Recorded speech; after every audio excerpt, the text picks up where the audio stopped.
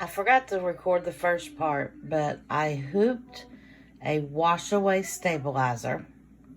I ran the first step, which did a tack down, or I'm sorry, a placement line. I placed the elastic here like that and then tacked it down. This next step is going to do the placement for the other side, and I'll be right back to show you that. Here's the tack or the placement for the other side. So now I'm going to take this, the other end of the elastic, I'm going to wrap it around, make sure it's not folded, and I'm going to hold it there and tack it down. Be back in a moment, and then I'm going to do the same thing over here on this side for the second piece. Now that's what it looks like for the one side, and again I'm going to do that exact same thing over here on this side. I'll be back when both of these are done and the second piece of elastic is on. Okay, so now both sides of the elastic are attached. Now I'm going to run the placement step for the mouthpiece, which will be where the vinyl goes. So the next step is the placement, and then I'll put the vinyl over top of it and do the tack down. I'll come back and show you what the placement looks like before I actually put the vinyl on it. So that's what it looks like for the placement. This is my clear vinyl. I do the zigzag over the vinyl, so because I don't have the thicker gauge right now, I'm using the thinner, and if I did the satin stitch, it would basically tear it, fall apart. So with this, the zigzag seems to work good. So now I'm going to tack it down, and then I'll trim it down. So I'll be back in a moment to show you that. Okay, so I tacked down the clear vinyl and trimmed it down some. Now I'm going to run the placement line for the fabric for the actual mask part and then tack it down. And I'll be back to show you the placement part of it first. Okay, so here's the placement line for the fabric. This is my fabric. I'm going to lay it over top and smooth it out the best that I can, and then let it tack it down. And I'll be back to show you that when it's done. The front fabric, the main fabric, has been tacked down. So now I'm going to take it off of the machine, which is hard to do with just one hand, so I'm going to pause this for a moment. Now it's off of the machine, and I'm going to bring it over here to my table, and I'm going to flip it over.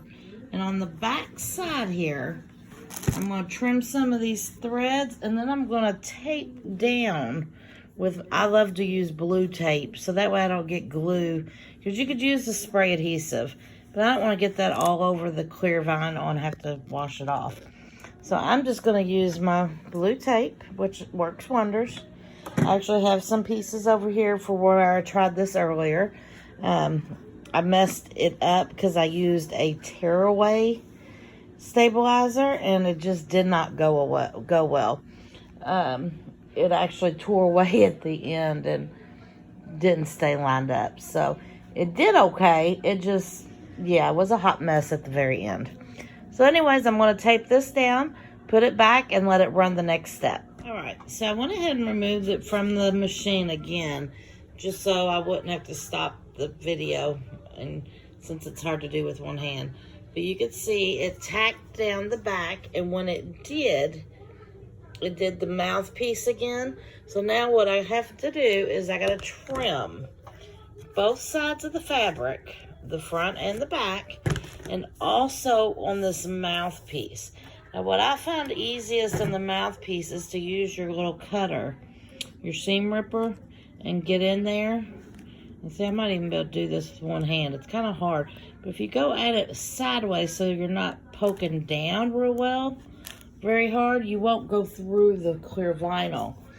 Yeah, see, and now I just did that. So now I can get my scissors in there and trim that applique up real easily. I'll be back in a moment to show you how it looks. So here it is, all trimmed up. Yes, you can see that stabilizer through the mouthpiece, but my plan is when it's done, it's wash away. So I can spray a little water in there and boom, like magic, it should be gone. Or cut it out, whichever works easiest. But either way, I don't have to worry about it sticking around. So I'm going to put this on the machine. And I did edit her file slightly because I personally like the zigzag stitch better. Or I'm sorry, the satin stitch better. I really like a satin stitch. I think it's very pretty. And with fabric like this, it keeps it from fraying and so forth. However, again, I'm using up some clear vinyl I already had. And it's not a thick enough gauge to withstand a satin stitch. So I took her 2 different patterns and combined the zigzag mouthpiece with the satin stitch outline of it. So this very last step is actually broke down to 2 steps on my machine, because I did that in software that I have. So it'll do the outside, and then the very last step for me will be a zigzag around this. So I'm going to go ahead and run both of those steps, and when it's completely done, I'll come back and show you again what we have. All right, here it is. This is completely finished. You can see the zigzag there. So I'm going to go ahead and cut mine. And it's very important when you're trimming that fabric around the edge. I forgot to mention this. And now when I'm going to cut the stabilizer off, to not cut your elastic. It ruins your mask. I come very close. I forgot to tell you all that in that screen, so just wanted to say it now. I'm going to go ahead and cut it out, and then I'll be back to show you completely how it looks. So you can see there's a little bit around the edges. You can just get that wet and take that out. No big deal. And I still have this. I am going to go ahead and cut it out just because I think it'll be easier, so I don't have to get all the fabric wet. And then I can do the same thing with the edges as I'm going to that, and it'll be finished. I'll be back. Here it is.